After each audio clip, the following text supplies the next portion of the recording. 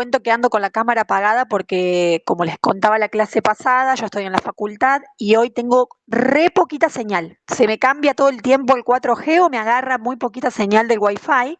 Entonces voy a tratar de usar la menor cantidad de recursos posible para que no se nos corte, ¿sí? Porque si se me corta, podría irme a otro lado, a otro punto de la facu para encontrar mejor señal, pero bueno, por ahí vamos a demorarnos y vamos a estar cortando la clase. Entonces, como les pedí la clase pasada, ustedes también mantengan cámara y micrófono apagados, salvo que quieran hacerme alguna consulta, de manera entonces que no se nos corte, ¿sí? Bien, les cuento, hoy vamos a tener solo teórico, como le dije la clase pasada, porque hoy vamos a ver la unidad 2 o el tema 2, que trata sobre las proteínas y los ácidos nucleicos. No tenemos todavía prácticos sobre ese tema. Sí, la semana que viene van a arrancar con el práctico también. Recuerden leer el apunte, no el apunte, perdón, el archivo que yo les dejé de lineamientos. Ahí dice bien el horario que comienzan, va a ser a las 17:15. La profe seguramente la semana que viene ya les va a cargar la parte ¿cómo se diría? La guía de trabajos prácticos que corresponde la semana que viene y les va a cargar el link de Zoom porque ella les va a dar por esa plataforma la clase, ¿sí? Yo les recomiendo que tengan a mano calculadora, bueno, útiles para poder ir resolviendo los ejercicios a medida que la profe los muestra y bueno, no sé si resolverán alguno ahí en clase o se los dejará para que lo hagan después ustedes, ya verán cómo se organizan. También la clase que viene en el práctico, la profe les va a explicar todo el tema del trabajo grupal, ¿sí? Si bien seguramente se va a cargar un archivo que va a explicar lo que ella diga, pero bueno, les va a explicar cómo es el tema del armado de grupos, hasta qué fecha tienen tiempo de comunicar los integrantes, a partir de qué fecha ella les va a pasar los temas, bueno, les va a comentar un poquito de qué se trata el trabajo, bueno, las fechas límites, etcétera, etcétera. Así que bueno, como les digo, el miércoles que viene tenemos 15:45, arrancamos con el teórico de la unidad 3 y luego 17:15 tienen el práctico de la unidad 3 y con toda esta explicación que les digo sobre el trabajo grupal que obviamente es obligatorio para obtener la regularidad de la materia, ¿sí? Después también pueden promocionarlo o no, etcétera, etcétera, como les expliqué la clase pasada. Bien, les recomiendo a todos los que se están conectando ahora que se empiecen a conectar 5 minutos antes, así yo, ahora porque hice toda una introducción con lo que es la clase que viene, pero la idea es que arranquemos a las 45, de manera de que no, si en alguna clase me llego a pasar, no nos pisemos con la profe del práctico, ¿sí? Bien. Como la clase es corta, no es demasiado larga, entonces si alguno se conecta 10, 15, media hora después, se pierde bastante tema de lo que voy a dar. Bien, entonces voy a compartir pantalla. ¿Alguno tiene alguna consulta de la clase pasada o de lo que dije hasta recién, hasta que yo busque el archivo?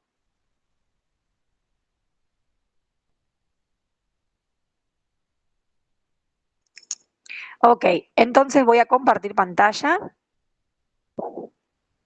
Denme un segundito.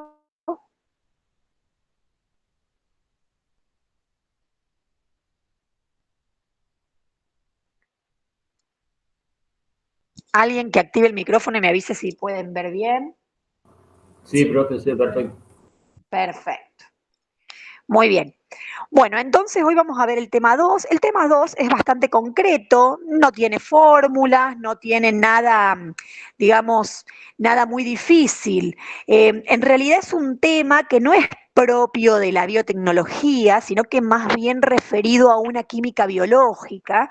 Pero bueno, como ustedes no tienen en esa materia en años anteriores, lo tenemos que ver ahora. ¿Por qué? Porque tanto las proteínas como los ácidos nucleicos son fundamentales para el funcionamiento de cualquier célula, ¿sí? Vamos a estar viendo que todas las reacciones bioquímicas, vamos a llamarles, porque, a ver, no son química netamente, sino que tienen algo de biológico, porque siempre participan células. Todo esto que vamos a ver durante toda la materia y en estos procesos biotecnológicos tiene que ver con el uso de diferentes tipos de células, ya sea bacteria, tejido animal, vegetal, enzimas, etcétera. Y por lo tanto, tanto los ácidos nucleicos como las proteínas son fundamentales para el funcionamiento de todas ellas. Entonces, como les digo, si bien este es un tema que sale en lo que es el examen final o el de promoción, suelo tomar algo de allí, digamos, no sería el centro de lo que es la materia en sí, sino que es como una introducción para que cuando más adelante veamos ciertas reacciones o ciertos procesos, bueno, tengamos una idea de cómo están formados estas macromoléculas. Bien, vamos a arrancar con proteínas. Yo acá les puse un gráfico que ustedes lo tienen en el apunte, es la composición química de una bacteria.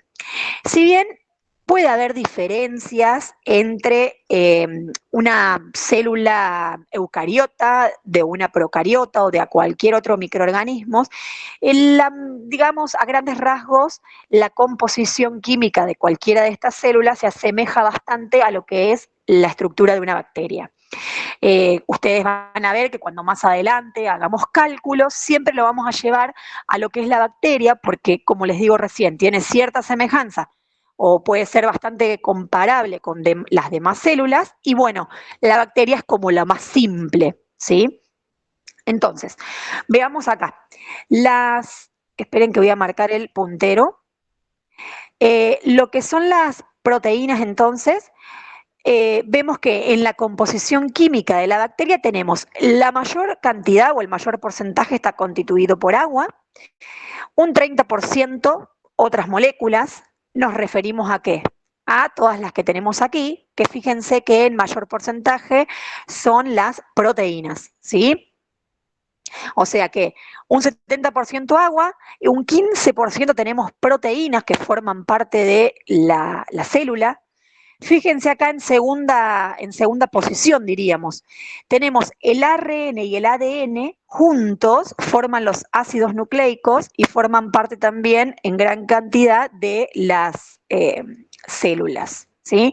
Después tenemos polisacáridos, que son los hidratos de carbono, pero nosotros no lo vamos a ver en profundidad porque si bien son importantes en lo que es la biotecnología, generalmente son parte de los reactivos de muchas reacciones bioquímicas, pero nosotros vamos a profundizar en las estructuras de las proteínas y los ácidos nucleicos.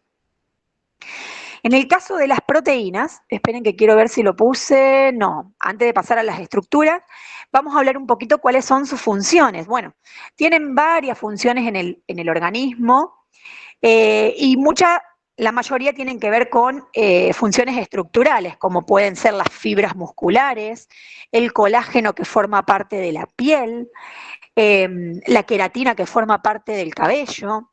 También tenemos otro tipo de funciones como pueden ser formar parte de sustancias de reserva, como puede ser la albúmina del huevo. Después, otro grupo muy importante de las proteínas son las enzimas, que eso es lo que vamos a ver en la unidad 3, que tienen como principal función la acción catalítica, ¿sí? Controlan muchas de las reacciones químicas celulares. Vendrían a ser catalizadores biológicos. Y después tenemos otro tipo de funciones, como pueden ser transmitir cierta información, que son las proteínas, como son las hormonas. Después también participar en mecanismos de defensa, como pueden ser los anticuerpos, también para el transporte de moléculas, como puede ser la hemoglobina, y etcétera, etcétera, infinidad de funciones que cumplen las proteínas en las células. Lo más importante aquí es la estructura de las proteínas. Vemos que son macromoléculas formadas por aminoácidos, ¿sí? Los aminoácidos es esa unidad que se repite n veces en una cadena proteica. Fíjense aquí en el dibujo tenemos que un aminoácido está formado por un carbono que va a estar unido a un grupo amino, por otro lado a un grupo carboxilo, y después va a tener un radical variable que puede ser una cadena carbonada de diferente longitud, de acuerdo a sea el aminoácido que que se esté describiendo, que ya vamos a ver más adelante. Hay diferentes aminoácidos, hasta 20 aminoácidos diferentes, que pueden formar parte de las proteínas. Ahora vemos que la reacción de condensación entre el grupo carboxilo de un aminoácido y el grupo amino del otro aminoácido, entonces forman lo que se llama la unión peptídica y hace que se puedan unir diferentes tipos de aminoácidos, logrando una cadena un poco más larga. Ahora, ¿cómo es la estructura de la proteína? Fíjense, tenemos diferentes tipos de estructura: primaria, secundaria, terciaria y cuaternaria. Cada una de ellas va a estar involucrado diferentes tipos de enlaces. Vamos a la primera. La estructura primaria es la que se refiere a la unión, fíjense esos circulitos que se dibujan ahí, es la unión de los aminoácidos, ¿sí? Estos aminoácidos que van a reaccionar entre sí formando una unión peptídica, van a ir uniéndose uno a uno, ¿sí? Formando la cadena polipeptídica. Ahora bien, esa cadena va a estar caracterizada por el número de aminoácidos, o sea, la cantidad de aminoácidos que se unen, los tipos de aminoácidos que la van a componer y también la secuencia de aminoácidos, ¿sí? El orden que aparecen esos aminoácidos en la cadena. Todo esto me da esta estructura primaria de la proteína y es la que determina la función de esa cadena. Ahora bien, estos aminoácidos que se encuentran dentro de la cadena van a estar interactuando también con enlaces puente hidrógeno. Entonces, van a terminar no van a ser una cadena lineal, sino que tiene cierta forma que puede ser una hoja plegada, que se llama conformación beta, que es esta que aparece aquí, o también en forma de hélice, ¿sí? Es acá, es como si fuera un tirabuzón, ¿sí? Esto va a depender de, como les digo, de las interacciones puente hidrógeno entre estos grupos que forman la cadena polipeptídica. Forma parte entonces esta nueva estructura, la estructura secundaria, que va a tener esa diferente forma. Y luego, las cadenas laterales, o sea, estas hojas plegadas y estas hélices pueden reaccionar ahora entre sí, pero a través de diferentes enlaces, como pueden ser enlaces disulfuro covalente, enlaces puente hidrógeno de nuevo, interacciones hidrofóbicas o hidrofílicas, y esto hace entonces que tengamos hojas plegadas o hélices y todas juntas formando ahí como una maraña, ¿sí? Que hace aún más larga la cadena polipeptídica y formando entonces la estructura terciaria. Esto puede ser que la estructura sea más globular, que se llama, que entonces puede ser como algo más redondita, o fibrosa, que puede ser un poco más alargada, y también va a determinar el tipo de función que puede tener. Y por último, cuando se asocian varias de estas estructuras terciarias, entonces van a formar varios polipéptidos unidos, que es la estructura cuaternaria, y forma entonces la estructura final de una proteína. Ojo que cuando yo estoy hablando de unión peptídica o enlace peptídico, me refiero a los enlaces de la estructura primaria, ¿sí? Y cuando estoy hablando de enlaces puente hidrógeno, enlaces disulfuro, interacciones hidrofóbicas o hidrofílicas, me estoy refiriendo a la conformación de la estructura secundaria, terciaria y cuaternaria de la proteína. Ahora bien, la proteína puede sufrir un proceso de desnaturalización. ¿A qué me refiero con esto? Cuando la proteína no ha sufrido ningún cambio en su estructura, entonces se dice que presenta la estructura nativa. ¿Ven acá? Bueno, acá está un dibujo un poco como para que se den cuenta, tenemos varias formas de hélice, bueno, muchas cadenas polipéptidas unidas entre sí que forman esa estructura proteica. Ahora bien, se le dice que la proteína está desnaturalizada o que ha sufrido una desnaturalización cuando pierde las estructuras de orden superior como son la estructura secundaria, terciaria y cuaternaria. Es decir, la proteína conserva su estructura primaria, es decir, conserva el número dado de aminoácidos, conserva la secuencia dada de aminoácidos, pero ha perdido esa estructura secundaria, terciaria y cuaternaria. Es decir, los enlaces puente hidrógeno o los enlaces disulfuro se han roto, ¿sí? Entonces, tenemos una proteína desnaturalizada donde ya no tiene ninguna estructura tridimensional fija y obviamente pierde parte de sus funciones. Fíjense entonces, como les decía recién, la proteína desnaturalizada va a contar únicamente con su estructura primaria. Ahora, ¿qué efectos causa en la proteína esta desnaturalización? Bueno, aumenta la viscosidad cuando la tenemos en solución, disminuye el coeficiente de difusión, hay una drástica disminución de la solubilidad, generalmente precipitan, y bueno, la más importante para lo que nosotros vamos a ver en la materia es la pérdida de las propiedades biológicas. Si nosotros teníamos, por ejemplo, una enzima que estaba catalizando cierta reacción y se desnaturaliza, porque recuerden que las enzimas son proteínas, entonces va a perder esa propiedad de catalización, de catalizador, y por ende no va a darse la reacción deseada. Y así para cada uno de los procesos involucrados. Ahora bien, ¿qué tipo de agentes pueden producir este proceso? Bueno, el calor, la temperatura. La temperatura generalmente hasta ciertos valores, que ya lo vamos a ver la semana que viene, pero generalmente hasta 40, 50, una proteína puede desenvolverse, digamos, funcionar correctamente. Por encima de los 50 o 60 grados ya empieza a ser esa temperatura nociva para la proteína y produce la desnaturalización. También las radiaciones, ¿sí? Ciertas soluciones detergentes, disolventes orgánicos y obviamente el pH y la fuerza iónica. El pH, a ver, generalmente las proteínas se desenvuelven bien, digamos, trabajan bien a lo que es un pH cercano al neutro, porque la mayoría de los procesos bioquímicos se dan a pH neutro. Pero bueno, pueden existir otras proteínas, como por ejemplo las que forman parte del estómago, ¿sí? De los jugos gástricos, donde pueden desenvolverse bien o trabajar bien a pH ácidos, ¿sí?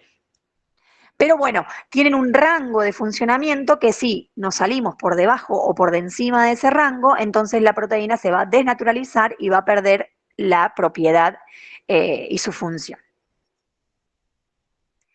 Antes de pasar a los ácidos nucleicos, quería decirles que la desnaturalización puede que sea tal que sea irreversible, pero puede que también podamos recuperar la enzima con su estructura nativa. ¿Por qué?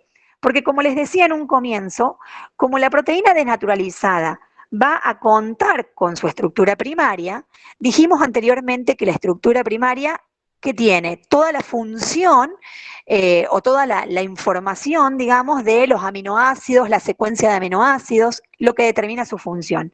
Entonces, por ahí puede que esa información se conserve todavía, no se haya, digamos, roto del todo, y pueda ser suficiente para que volviendo a un pH adecuado o a una temperatura adecuada, esa proteína vuelva a unirse de la manera que estaba anteriormente y forme otra vez su estructura nativa. Ese proceso se llama como que ha sucedido una renaturalización de la proteína. Bien, continuamos. Ahora vamos a ver lo que son los ácidos nucleicos.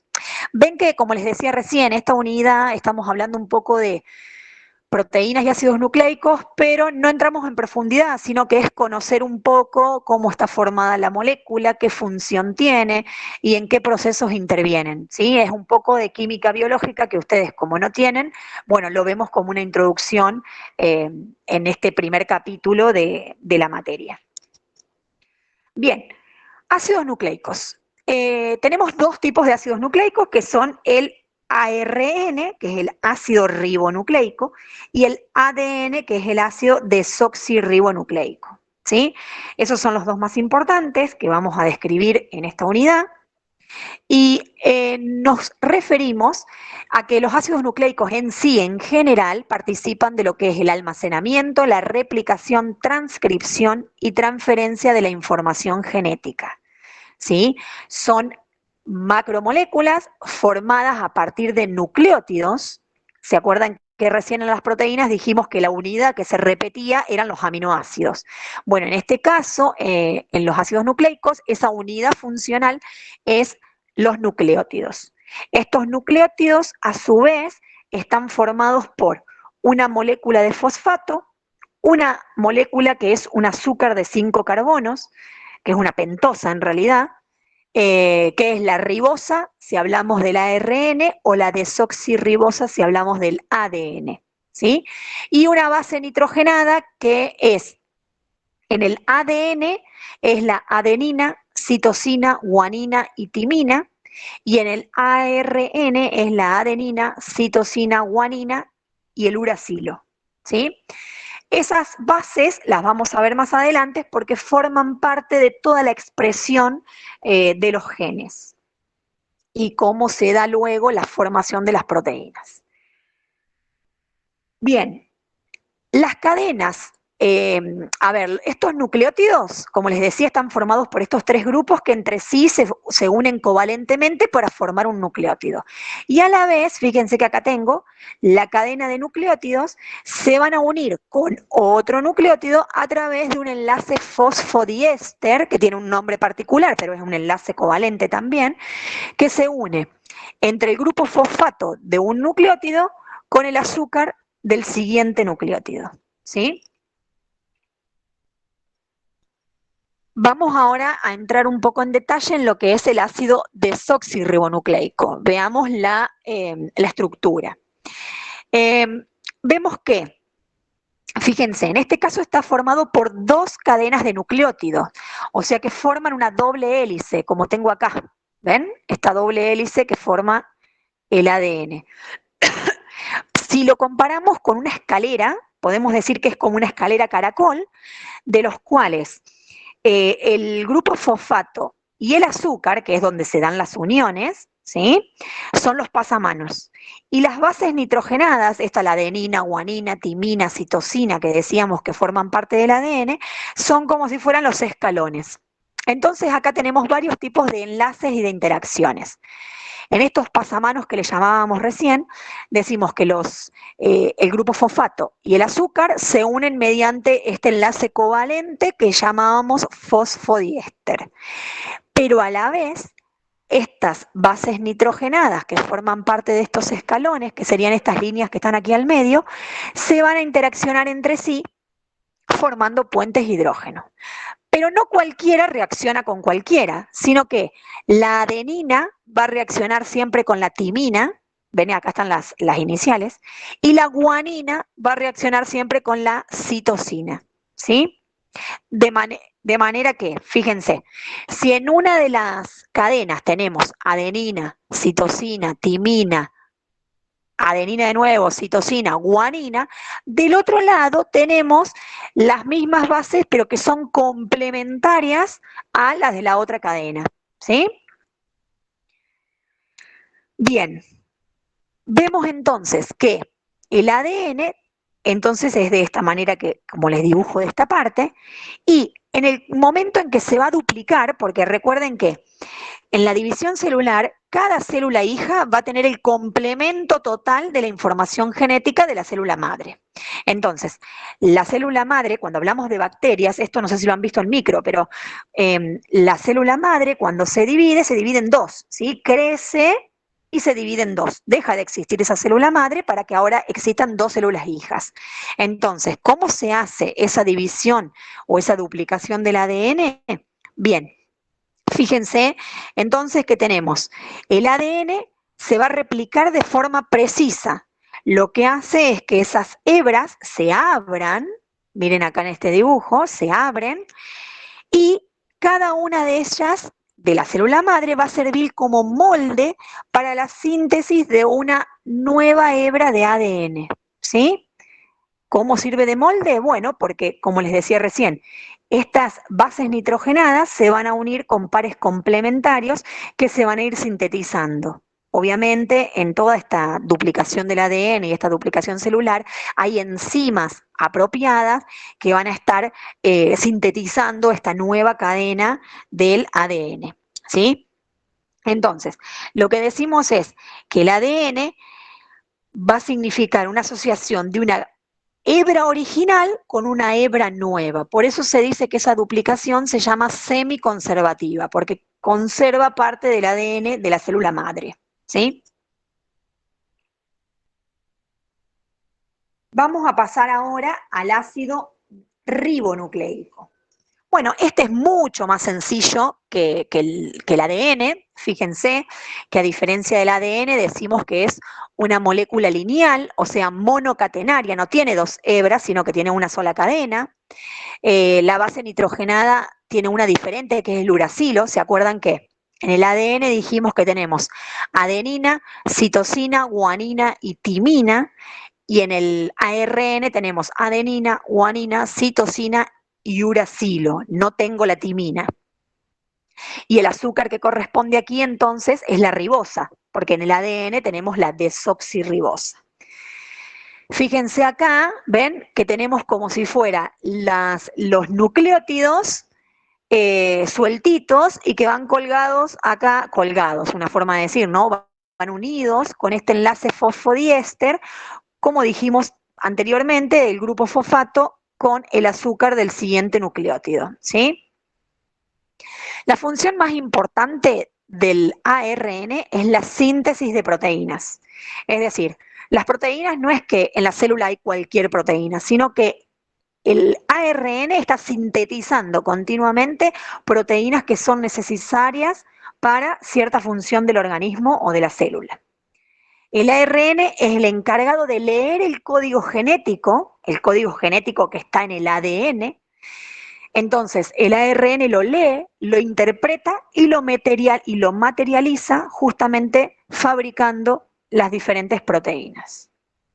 Existen diferentes tipos de ARN, que son el ARN mensajero, el ARN de transferencia y el ARN ribosómico o ribosomal, que ya vamos a ver que cada uno tiene diferente función en lo que es la síntesis de proteína, que es la principal función. ¿Alguna pregunta hasta ahí antes de pasar con el siguiente apartado? No, profe, va bien. Bien, perfecto.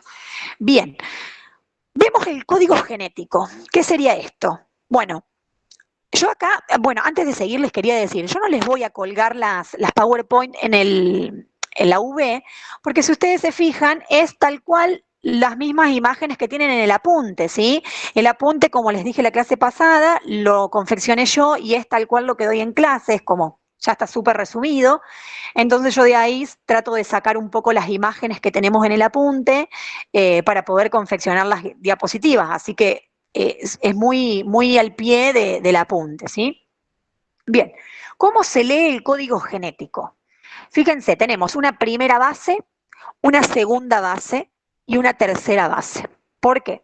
Porque siempre se lee de a tres. Miren, voy a ir un poquito para atrás para mostrar de nuevo lo que era el ADN. ¿Se acuerdan que el ADN teníamos así? Cada base unida con otra base en la hebra complementaria. Bueno, el código genético se lee de a triplete. Triplete le llamo a 3 bases consecutivas, ¿sí? Es cada una de esas 3 bases consecutivas a la que le vamos a llamar codón, como si fuera el cordón de la zapatilla, pero sin la R, codón, va a estar formado entonces por una primera base, la segunda y la tercera. De acuerdo al orden en que se encuentre cada una de ellas, vamos a relacionarlo o a codificar un aminoácido diferente, ¿sí? Fíjense, por ejemplo, si tuviéramos uracilo y nuevamente uracilo, o sea, justo las 3 uracilo, entonces la que nos corresponde es esta que dice PHE, que está en inglés, sería la fenilalanina, ¿sí? ¿Se entiende cómo se lee entonces? Cada una de esas tres tiene o sea, forma un codón, el cual codifica o se relaciona con un aminoácido diferente.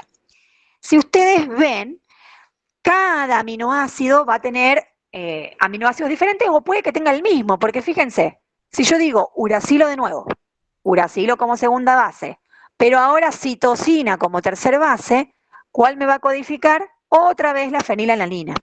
Hay cierta sinonimia que se llama entre las bases, que no siempre el mismo, o sea, tengo que tener un único triplete para un único aminoácido, sino que a veces el mismo aminoácido puede ser codificado por diferentes tripletes.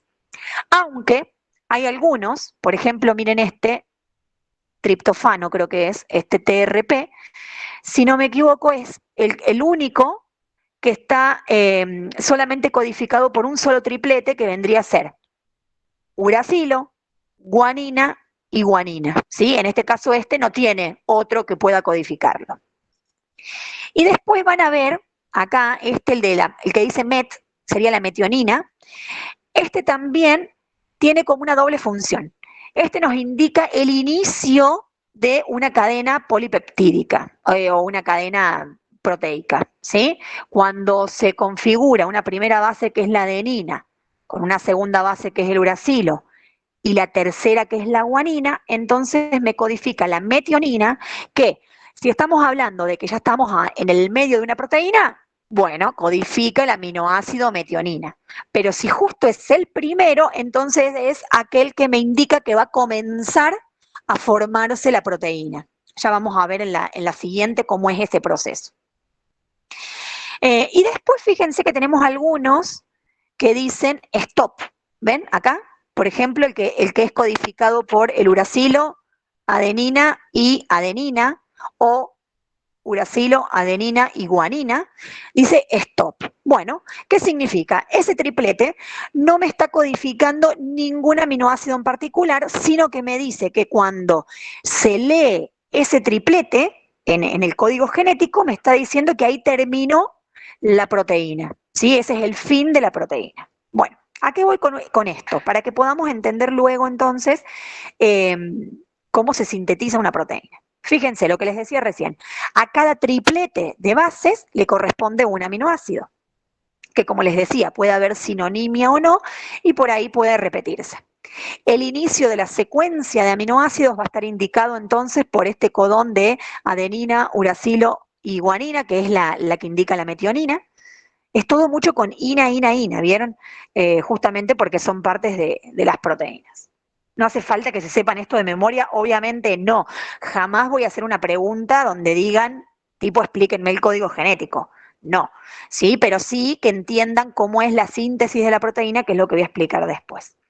Bueno, y acá lo que dije recién, que hay diferentes tipos de codones que me van a indicar que es una señal de stop que indica el fin de la secuencia. A esos codones, estos tres, yo acá les nombré dos y acá había otro, ¿sí? Estos tres que me indican que ha finalizado la secuencia de aminoácidos, también se los llama codones sin sentido, porque no codifican, digamos, ningún tipo de aminoácido más que indicar la finalización de la secuencia. Bien. Ahora sí, préstenme atención. Igualmente está bien descrito en el apunte, pero bueno, préstenme atención que esto es la síntesis de proteínas. ¿Cómo se expresan los genes? Bueno, miren acá. Este primer dibujito que tenemos en esta parte vendría a ser el ADN, ¿sí?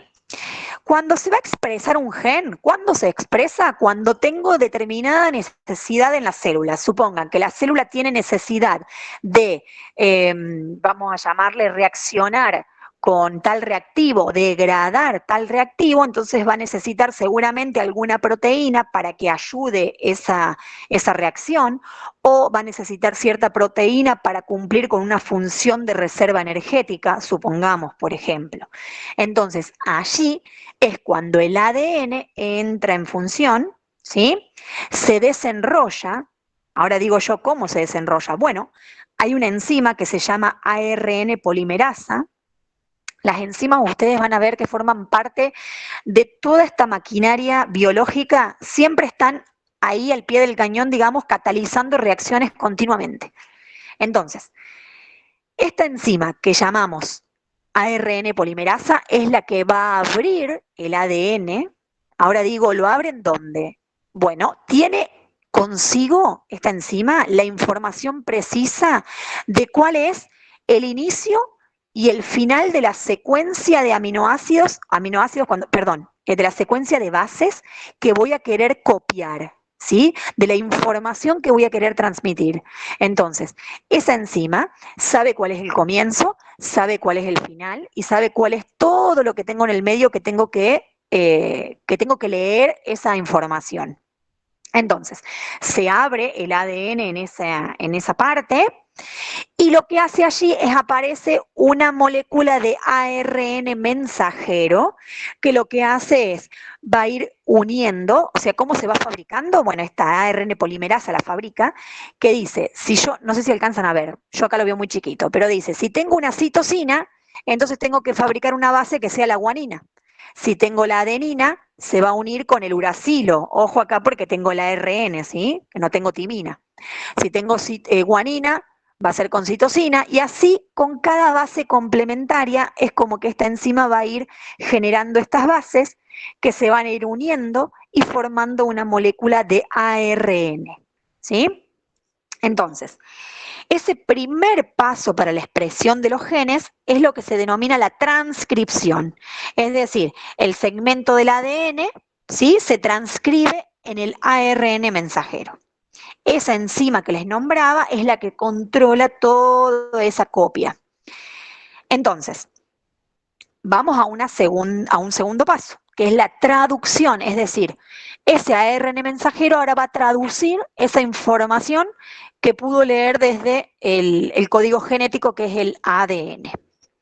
Entonces, este ARN sale del núcleo me refiero si estamos hablando de una célula eucariota. Si estamos hablando de una célula procariota como una bacteria, directamente ocurre en el citoplasma. Entonces, este ARN mensajero sale del núcleo y se sitúa en el ribosoma, que sería este que tenemos acá como celestito, ¿sí? El ribosoma ese está formado por ARN ribosomal, ¿sí? Que solamente forma parte o su función es alojar a este ARN mensajero para que se pueda dar la transducción de la información. Entonces, ese segundo paso le llamamos traducción, donde los ribosomas van a leer el código que hay en el ARN mensajero, en estos tripletes de bases que estábamos hablando anteriormente, a los que le llamamos codones, que van a ser complementarios al ADN, ¿sí? En un tercer paso, va a venir un ARN de transferencia, que serían estos que tienen forma de cruz, ¿sí? ¿Ven acá? Vamos acá arriba. Miren este que tienen forma de cruz, son ARN de transferencia. Miren acá. Ese ARN de transferencia va a estar formado. En un extremo tiene un triplete de bases, que se le llama anticodón. ¿Por qué? Porque ese anticodón va a ser complementario con el codón que nos trae el ARN mensajero. Y por el otro extremo va a estar formado o va a estar relacionado con el aminoácido correspondiente a ese triplete de bases, ¿sí? Que es el que habíamos visto recién en el código genético. Entonces, ¿qué sucede aquí? Esto vendría a ser, ¿cómo les puedo explicar? Porque es como, parece un trabalenguas, pero si ustedes después pueden googlear, por ahí les aparece algún video en YouTube o algo y que puedan entenderlo por ahí con mayor facilidad. Fíjense acá, el ARN mensajero es como, imagínense un cierre, ¿sí? De una campera, la partecita de la que movemos para arriba y para abajo es como si fuera el ARN ribosomal, o sea, el ribosoma. Entonces, a medida que va pasando, fíjense, se encuentra con un triplete de bases del ARN mensajero y que va a ser complementario al triplete de bases del ARN de transferencia. Entonces, viene ese ARN de transferencia, se une y deja su aminoácido. Y luego se va, ¿sí? Obviamente aquí también va a haber una enzima que va a estar uniendo cada uno de estos aminoácidos. Luego va a venir el otro ARN de transferencia complementario a este codón, ¿sí? Se unen para poder nuevamente dejar esa molécula de aminoácido que corresponde con ese anticodón. Y así se va uniendo cada una, miren en este dibujo, cada uno de los aminoácidos. Ese ARN de transferencia que ya dejó su aminoácido ya no sirve más, se descarta, como que esa molécula ya muere, digamos.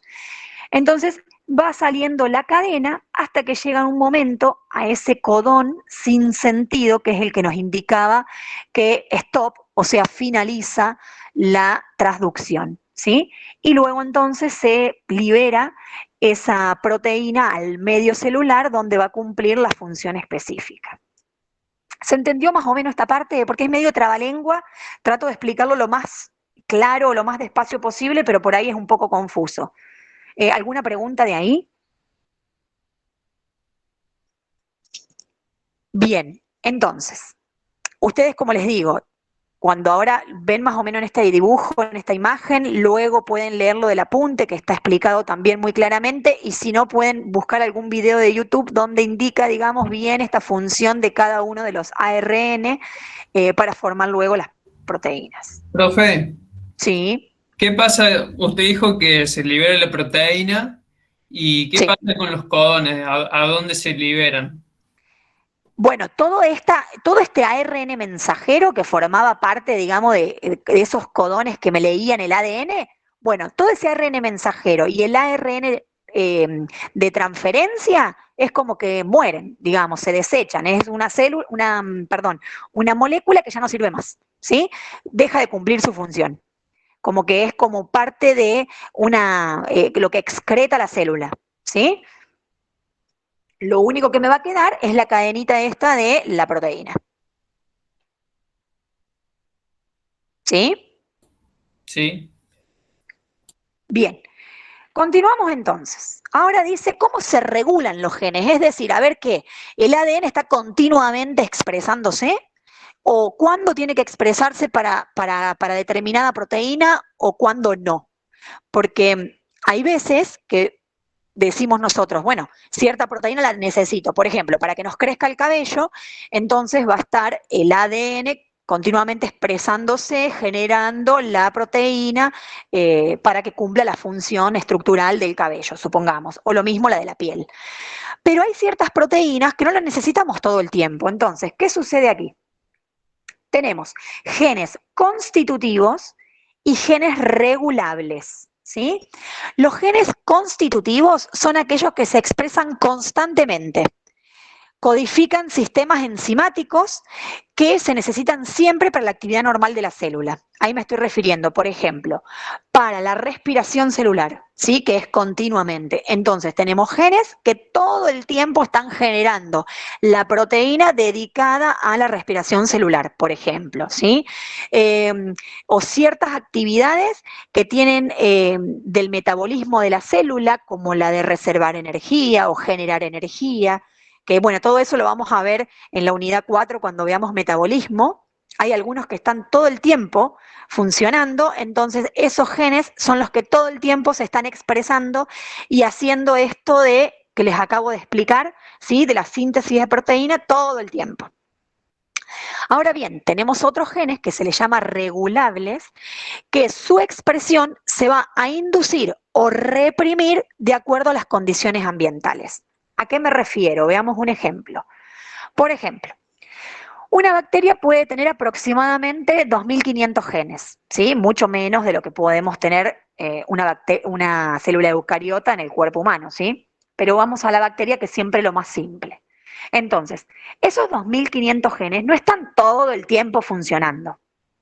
Funcionan, como decíamos recién, los constitutivos, que son los que necesitan continuamente, pero los regulables son aquellos que, por ejemplo, si hay lactosa en el medio y falta glucosa, ¿por qué? Porque las bacterias generalmente, les hago un repaso por si no se acuerdan de química orgánica, la glucosa vendría a ser un monosacárido, ¿sí? Y la lactosa ya tiene una estructura un poco más compleja, ¿sí? Es un disacárido. Entonces, las bacterias siempre van a tratar de degradar la forma más simple de los hidratos de carbono, que son su principal fuente de energía. Entonces, si en el medio de cultivo de la bacteria no hay glucosa, sino que hay lactosa, entonces ahí se van a activar ciertos genes donde van a empezar a generar ciertas proteínas que me permitan poder degradar la lactosa, ¿sí? Pero si en el medio no tengo lactosa y tengo glucosa, entonces esa proteína que degrada la lactosa no hace falta y por ende ese gen no se expresa en ese momento. ¿Se entiende? Sí, se entiende. Perfecto. Y por último tenemos las mutaciones. ¿Qué son las mutaciones? Son perturbaciones que ocurren en el código genético y que ocasionan cambios en la regulación o en el funcionamiento de las proteínas. ¿A qué me refiero con esto? El ADN está continuamente replicándose, ¿sí? Porque piensen ustedes que las células, bueno, esto lo pueden recordar de micro, y si no recuerdan, los hago recordar. Las células están continuamente duplicándose, ¿sí? La célula madre crece, se agranda y por ende me da 2 células hijas cuando se divide. Entonces, en este caso tenemos ADN que está continuamente replicándose. Pero ¿qué pasa? Cuando ocurre una mutación, puede que ese ADN tenga un error en la replicación. O también puede que el ADN sufra un error en la reparación. ¿Por qué? Porque por ahí el ADN se puede dañar por ciertas condiciones del medio y hay enzimas que están todo el tiempo tratando de repararlo. Pero puede ocurrir entonces que hay alguna perturbación en el código genético, que ocurre un error en la replicación o un error en la reparación de ese ADN que se ha dañado. Entonces, me pueden originar una mutación cromosómica. Hablamos de, fíjense acá en el dibujo, en el interior de la célula tenemos los cromosomas y los cromosomas son los que contienen el ADN, ¿sí? Cada ADN, obviamente, cada partecita, cierta secuencia de esas bases me forman los genes, ¿sí? Que contienen cierta información que después sirven para la expresión de los genes. Entonces, puede que haya una mutación a nivel cromosómico, que decimos que es una mutación a un nivel un poco más grande, donde se va a alterar el número de cromosomas o la estructura de los cromosomas. Es decir, que cuando la célula madre se divide, puede que las células hijas tengan o más cantidad de cromosomas o menos cantidad de cromosomas. Por ejemplo, hay ciertas enfermedades que se les llaman enfermedades genéticas, como les doy un ejemplo a nivel humano, digamos, lo que es el síndrome de Down, que es cuando las células hijas ahora tienen un número más, o sea, un cromosoma más que las células madres. Y por eso en ese caso se ha producido una mutación, ¿sí? Y da ese tipo de enfermedad. O también puede haber algunas otras donde haya menos cromosomas. O que tengamos la cantidad adecuada de cromosomas, pero que se hayan roto, ¿sí? Entonces, este cromosoma que tenía esta forma, por ahí se le rompió una patita, digámosle, y por ahí pudo haberse unido con otra patita rota de otro, y bueno, y ahí ya se forma, digamos, un gen todo mezclado, donde la información que va a transmitir seguramente no es la correcta. Entonces, ¿qué sucede en una mutación cromosómica? Hay un error en la transmisión hereditaria de los cromosomas. Pero también pueden ocurrir mutaciones puntuales. Una mutación puntual vendría a ser algo más pequeño, un cambio a nivel de nucleótidos. ¿A qué me refiero esto? Esto tiene que ver mucho con cómo se puede alterar el código genético. Vieron que yo les había dicho que en el código genético teníamos tripletes de bases que me indicaban un aminoácido. Entonces puede que ciertas condiciones ambientales, que ya vamos a nombrar cuáles son, me haya cambiado algún nucleótido. Si me cambia el nucleótido, por ende me cambia una de las bases. Entonces ahora ese triplete o ese codón que se relacionaba con un aminoácido, ahora ya no es el mismo. Entonces podemos tener diferentes tipos de resultados. O que esa base que cambió, justo cambió por otra que cuando me voy a fijar a la tabla me relaciona con el mismo aminoácido, entonces ahí la mutación no tiene ningún, digamos, ningún tipo de error, sino que continuamos con la misma información de la proteína. O puede que me haya cambiado a otro tipo de aminoácido y entonces ahora esa proteína cambia completamente su función porque tenemos otra secuencia de aminoácidos.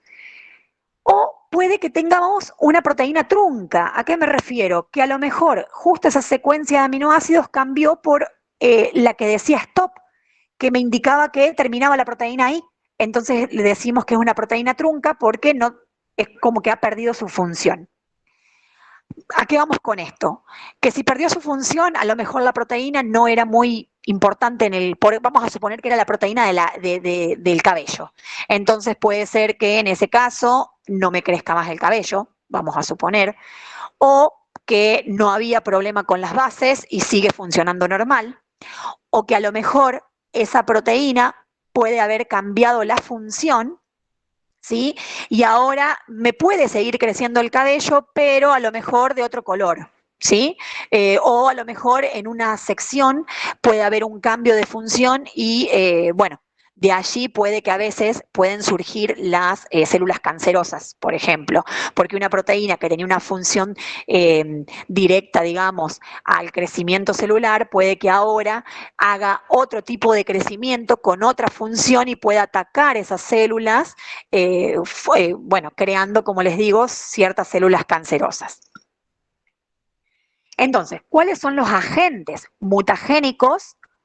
¿Por qué? Porque estas mutaciones pueden darse espontáneamente, ¿sí? Espontáneamente de la nada mutaron y bueno, y tenemos este desorden en el código genético, o puede que las células hayan sido expuestas a ciertos agentes, como ser sustancias químicas o algunos agentes físicos como la luz UV o los rayos X, y que pueden ocasionar entonces ciertas mutaciones.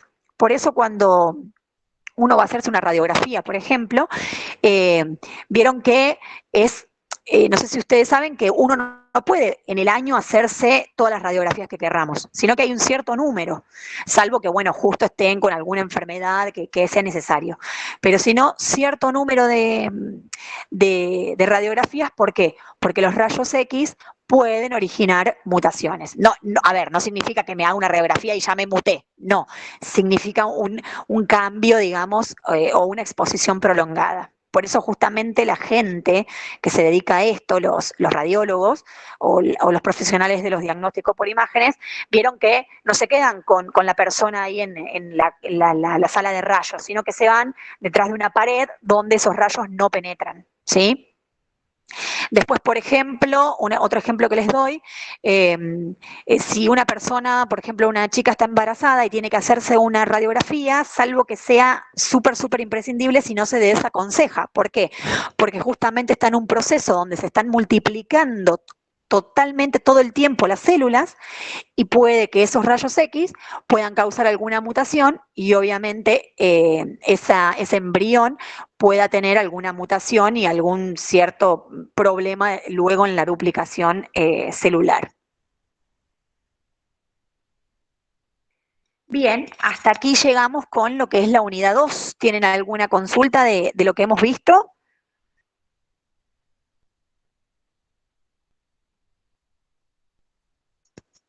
Bien, ustedes van a ver que va a haber unidades como ser esta que hemos demorado 1 hora en la exposición del tema.